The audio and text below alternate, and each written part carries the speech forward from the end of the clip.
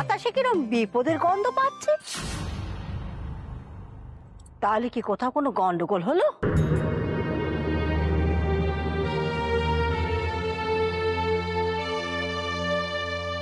কি তুই এরকম ভগ্নদের মতো হাজির হলি যে বড়? তবে কি যা ভেবেছি তাই? বিপদ আমার বাছারই হলো। হ্যাঁ মা, সুধা মায়ের খুব বিপদ। তুমি না গেলে সে বিপদ কাটবে না। তোমার মায়ের কাছে যেতে হবে এক্ষুনি।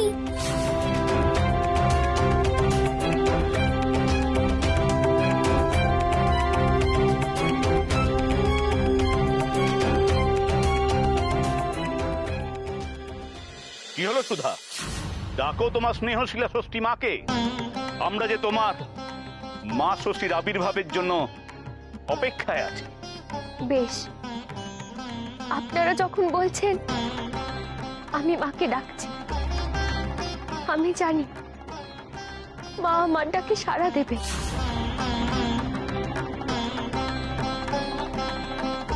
মা, তুমি একবারটি এসো আমার সামনে। তুমি তো আমাকে রক্ষা করেছো সমুদ্রের নিচ থেকে। এই ভরা সবাই এসে তুমি একবারটি বলে যাও মা, দয়া করো মা, নইলে এরা কেউ আমার কথা বিশ্বাস করছে না। তুমি একবারটি এসো মা, একবারটি এসো।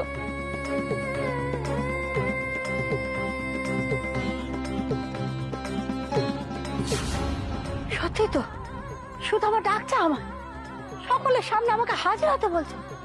আসি বাছা, আমি জানতাম আমাকে না দেখলে নচ্ছারগুলো তোকে শান্তি দেবে না।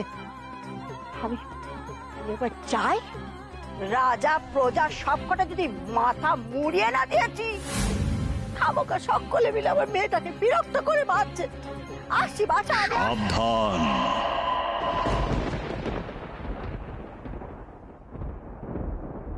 সুচিদেব, যতক্ষণ গ্রহণ চলবে ততক্ষণ কারুর সামনে আবির্ভূত হতে পারবি না। রক্ত মাংসের শরীরে কাউকে দেখা দিতে পারবি না। সর্বনাশ! সুচিদেবের তো এই নিষেধাজ্ঞায় ছিল, আমার মনে পড়ছিল না। কিন্তু এখন উপায়। সুচিদেব, সুচিদেব দয়া করো। সুচিদেব, একটিবার তুমি তোমার এই নিষেধাজ্ঞা তুলে না। একটিবার আমার বাচ্চা, আমার সুধা বাচ্চা বড় বিপদে আছে, সেখানে আমাকে যেতে হবে। একটিবার তুলে। তা সম্ভব না। হায় হায় হায়, দেখি সর্বনাশ হলো। ওর মুখগুলো হাত থেকে আমি আমার সুধাবাকে কি করে বাঁচাই, কি করে রক্ষা করি? মা, একটিবার সাড়া দাও মা, দেখা দাও এই ভরা রাজসভায়। একটিবার তুমি সাড়া দাও মা, তুমি দেখা দাও।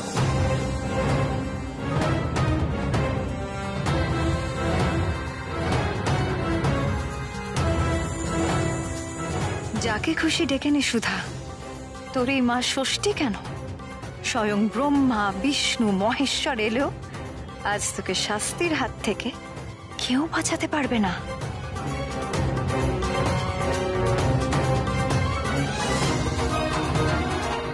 আমি তোমাকে বিশ্বাস করি সুধা। গুরুদেবও আমাকে এই কথার ইঙ্গিত দিয়েছেন। আমার বিশ্বাস তুমি মিথ্যে বলতে পারো না।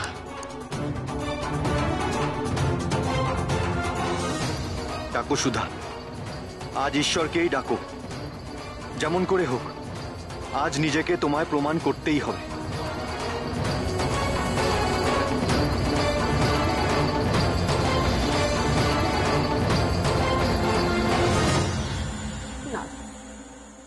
আমি তো মা, আমি মা হয়ে আমার মেয়ের এমন বিপদ দেখো আমি সেখানে যাবো না। তা কি কখনো হয়? এমন করে হাত পা বসে থাকবো না।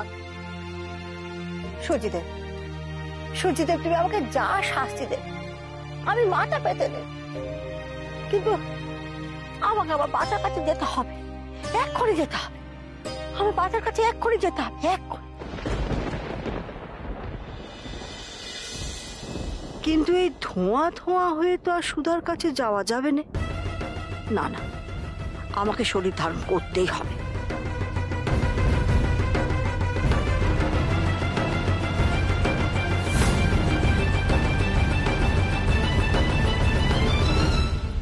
না, শরীর ধারণ তো কিছুতেই হচ্ছে না। এত ধোঁয়া কেন? তোমায় তো দেখতেই পাচ্ছি না ঠিক করে। কি করে দেখতে পাবি বাচ্চা? সূর্য গ্রহণের সময় যে আমরা কেউ দেখা দিতে পারিনি। সূর্যদেবের আদেশ মনে পড়ে গেছে বাছা, গ্রহণের সূর্য যে ঢাকা পড়ে গেছে। সূর্যের আলোতেই যে রূপ দেখা যায় আমাদের দেবদেবীতে। আমার ইচ্ছে থাকলেও আমি কিছুতেই যেতে পারবো না আমার সুদামার কাছে। তাকে রক্ষা করতে পারবো না, এই সময় রক্ষা করতে পারবো না। তাহলে এখন কি হবে? আমি গিয়ে দেখি সুধা মায়ের কি অবস্থা।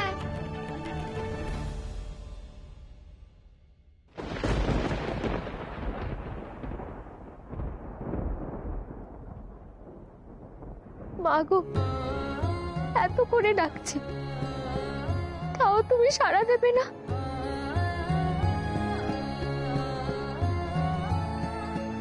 তুমি না এলে ভরা সময় আমাকে যে সবাই ভুল বুঝবে মা।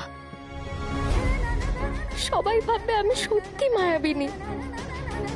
তবে কি এইভাবে সবার সামনে আমাকে মিথ্যেবাদী প্রমাণ করতেই তুমি আমাকে সমুদ্র থেকে বাঁচালে?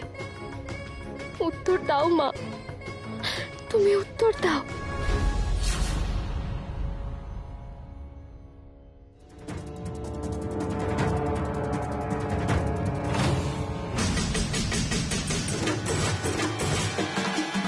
বন্ধ করো, বন্ধ করো সব নাটক।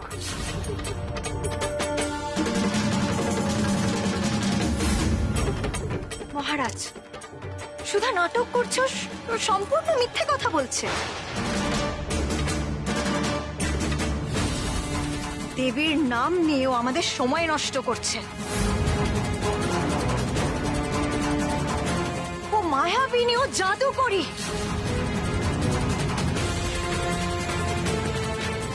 তাই মহারাজ, আমি বলছিলাম যে যত শীঘ্র সম্ভব ওকে কঠোরতম শাস্তি দেওয়া হোক।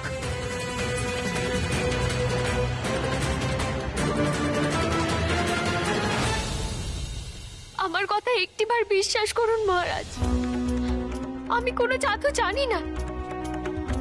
আজ পর্যন্ত আপনি যা জাদু দেখেছেন তার সবই মা ষষ্ঠী করেছে, আমি কিছু করিনি মহারাজ। মিথ্যা কথা। মা ষষ্ঠী যদি তোমাকে সাহায্য করেই থাকেন, তাহলে তুমি যখন এত করে ডাকছো তিনি আসছেন না কেন? বলো কেন আসছে না? জানি না মহারাজ, আমি জানি না মা কেন আসছেন না। কিন্তু আজ পর্যন্ত আমি যখনই মাকে ডেকেছি মা এসেছে। আজ হয়তো কোনো কারণে মা আসতে পারছে না।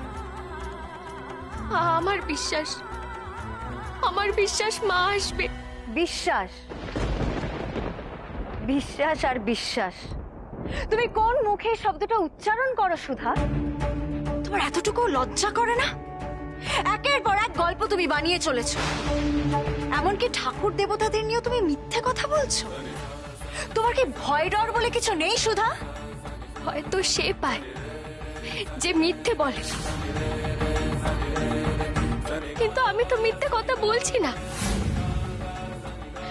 ঈশ্বর জানেন আমি মিথ্যে কথা বলছি না শুভরানী। তাহলে তাহলে আমি কেন ভয় পাবো? মিথ্যে বলছো না তুমি? এই যে বলছো তুমি মায়াবিনী নও, তুমি জাদু জানো না, সেটাই তো সবচেয়ে বড় মিথ্যে কথা। মহারাজা, আপনি এবং এখানে উপস্থিত আপনারা সবাই দেখেছেন, সবাই সাক্ষী যে সুধা একের পর এক কিভাবে ইন্দ্রজাল ঘটিয়েছে। বিয়ের রাতে ও রাজকন্যার ছদ্মবেশে বিয়ের আসরে ঢুকে পড়েছে, তারপরে একের পর এক সমস্ত ঘটনাতেই মায়া জড়িয়ে। এমনকি মায়া করে কুলগুরুর সঙ্গে চক্রান্ত করে নিজের স্বামীকে মারতে গেছিল। শুধু তাই নয়, তারপরেও যখন ধরা পড়ে গিয়েছিল ও সুড়ঙ্গ খনন করে কারাগার অবধি পৌঁছে গেছিল গুরুদেবের কাছে। এত কিছুর পরেও ওকে আরো সুযোগ দেওয়া হয়েছে নিজেকে নির্দোষ প্রমাণ করার, কিন্তু সেই পরীক্ষাতেও ও ব্যর্থ হয়েছে। ওই মরণ টিলা থেকে ঝাঁপ দেওয়ার পরেও সুস্থ, ওর গায়ে একটা আঁচড় পর্যন্ত লাগেনি। হে জাদু ছাড়া কি করে সম্ভব মহারাজ? দাঁড়ান যুবরাজ, আপনি নিশ্চয়ই সুধার পক্ষ নিয়ে কিছু বলতে চান, তাই তো? না, বলবে না। সুধার পক্ষ নিয়ে কেউ আর একটা কথা বলবে না।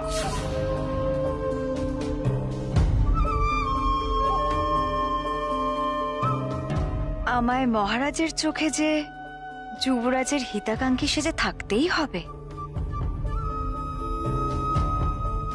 মহারাজ, আপনি যুবরাজের উপর ক্রুদ্ধ হবেন না, এতে সত্যি ওনার কোনো দোষ নেই। আমার স্থির বিশ্বাস যে ওই সুধাই যুবরাজের ওপরও জাদু প্রয়োগ করেছে, জাদু দিয়ে বশ করেছে। তাই যুবরাজ ওর কোনো ভুল ত্রুটি কিছুই দেখতে পান না, কিন্তু আমরা তো দেখতে পাই। এখন সুস্থ শরীরে ফিরে আসার পরে ও আরেক নতুন গল্প বেঁধেছে। মা ষষ্ঠী নাকি ওকে সাহায্য করে। কই, তা সত্ত্বেও তো ওর ডাকে মা ষষ্ঠী সাড়া দিলেন না, আবির্ভূত হলেন না। কেন জানি না মহারাজ, আমার মন বলছে যে নক্ষত্রগড়কে মা ষষ্ঠী যে অভিশাপ দিয়েছিলেন এর পেছনেও সুধারই ভূমিকা আছে। তুমি কি বলতে চাইছো মা সাগরিকা?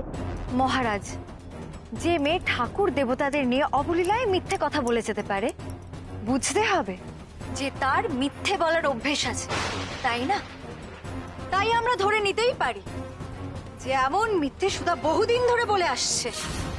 দেখুন, আবার হয়তো মা ষষ্ঠীকে ওই চটিয়েছে যে তার কোপ এসে পড়েছে নিরপরাধ নির্দোষ রাজ্যবাসীদের উপর। কখনো না।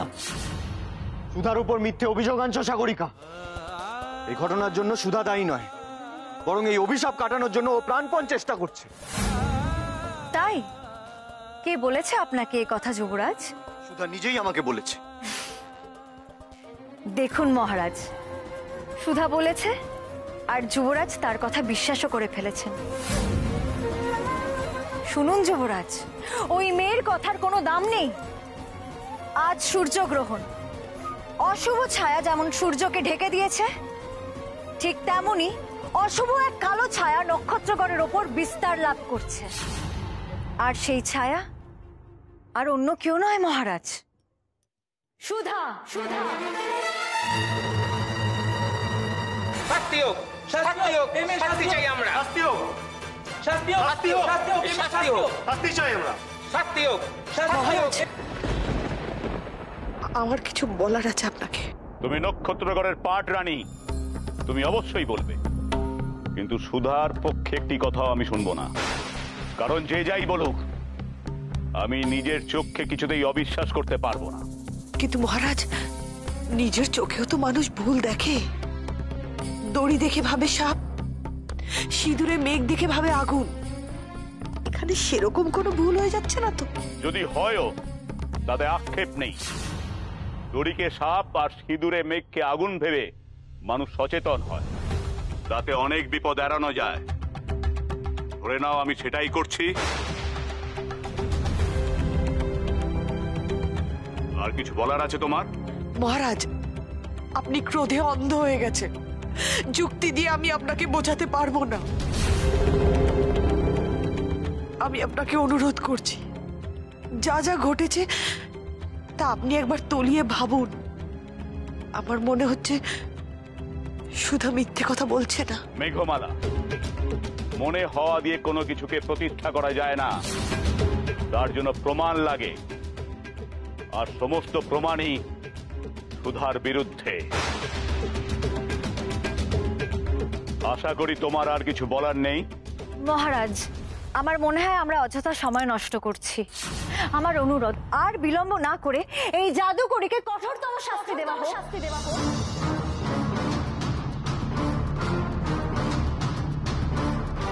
যাতে এক দৃষ্টান্ত হয়ে থাকে, যেন ভবিষ্যতেও কেউ এই নক্ষত্রগণের আর এই রাজ পরিবারের ক্ষতি করার আগে 10 বার ভাবে। তুমি ঠিকই বলেছ। সুধা যা করেছে তাকে দৃষ্টান্তমূলক সাজা না দিলে এই নক্ষত্রগড়ের বিচার ব্যবস্থা পুরো প্রহসনে পরিণত হবে। রাজ আদেশ আর কেউ মানবে না। তাই সুধার সমস্ত কৃতকর্ম বিবেচনা করে আমি এই নক্ষত্রগড়ের রাজা শ্রী সৌরসেন সুধার শাস্তি বিধান করছি। আমি সুধাকে প্রাণদণ্ডে দণ্ডিত করছি।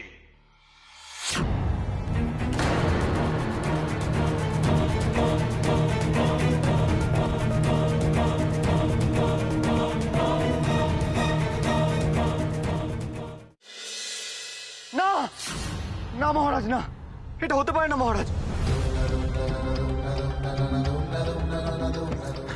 সুধা, সুধা, তুমি মা ষষ্ঠীকে ডাকো। সুধা, ডাকো মা ষষ্ঠীকে। আর তা না হলে তুমি আমাকে বলো কি করে ডাকতে হয় মা ষষ্ঠীকে। আমি ডাকবো। কোনো মন্ত্র থাকলে আমাকে বলো, আমি ডাকবো মা ষষ্ঠীকে।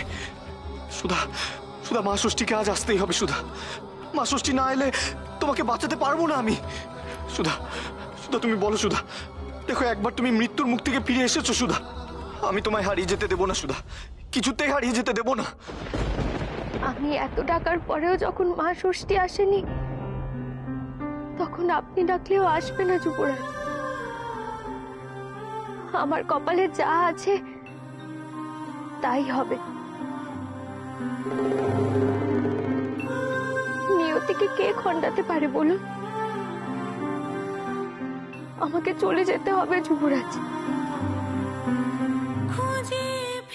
আপনি ভালো থাকবেন, সুখে থাকবেন। পরপারে গিয়েও আমি আপনার মঙ্গল কামনা করব। না সুধা, না, তুমি আমাকে ছেড়ে যেতে পারো না সুধা। সুধা, সুধা, তুমি ছাড়া যে আমি বড্ড অসহায়। সুধা, যতই হাহুতাশ করো সামন্ত, তোমার সুধাকে আজ কেউ বাঁচাতে পারবে না।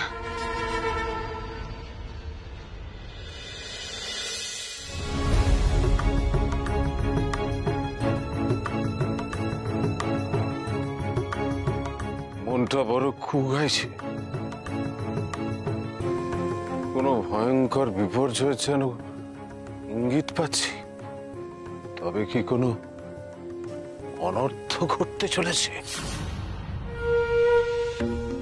নক্ষত্রঘর আর এই রাজ পরিবারে কি কোনো ভয়ানক ক্ষতি দেখা দিয়েছে? মহারাজ, দয়া করুন, দয়া করুন, আপনি এই শাস্তি প্রত্যাহার করুন। সুধাকে অন্য কোনো শাস্তি দিন। এই রাজ্য থেকে তাড়িয়ে দিন সুধাকে, যাতে আর কোনোদিন এই রাজ্যের সীমানা পেরিয়ে এই রাজ্যে ঢুকতে না পারে। এটাই আমার একান্ত অনুরোধ। ওকে প্রাণদণ্ড দেবেন না মহারাজ, ওকে এই রাজ্য ছাড়া করে শাস্তি দিন। অবান্তর অনুরোধ করো না কুমার। তুমি কি জানো না, একবার শাস্তি ঘোষণা হয়ে গেলে তা রদ করা যায় না? তাছাড়া মহারাজ, সুধা জাদু জানে। রাজ্য ছাড়া করলেও ও যে জাদু বলে ছদ্মবেশে রাজ্যে প্রবেশ করবে না, তার কি নিশ্চয়তা আছে মহারাজ? আর ওকে তো কারাগারেও নিক্ষেপ করা যাবে না মহারাজ, যে অমন শক্ত প্রহরা পেরিয়ে গুরুদেবের কাছে পৌঁছে যেতে পারে। তাকে তো কোনো কারাগারেই আটকে রাখা সম্ভব নয় মহারাজ। একদম তাই। ওই মায়াবিনীর একমাত্র শাস্তি মৃত্যু। তোমার অনুরোধে আমি ওকে রাজপ্রাসাদের কাছে এনেছিলাম। তার বিনিময়ে ও শুধু আমাদের বিরুদ্ধে ষড়যন্ত্রই করেছে। তাই ওর কোনো ক্ষমা নেই কুমার। মহারাজ, যুবরাজ হিসেবে রাজার কাছে নয়, আজ সন্তান হিসেবে বাবার কাছে ভিক্ষে চাইছি। দয়া করুন বাবা, নিরপরাধী প্রাণ নেবেন না। কেঁদো না সামন্ত, তুমি আমার যোগ্য সন্তান। তোমার চোখের জল যে আমার বুক ভেঙে দেয়। কিন্তু তুমি যে সুধার বশীভূত, তোমাকে সুধার কবলমুক্ত করা আমার কর্তব্য। আমি যা বলেছি তার নড়চড় হবে না। সুধার মৃত্যুদণ্ডই হবে, বদ্ধভূমিতে, প্রকাশ্যে, সকলের সামনে সুধাকে বলি দেয়া হবে।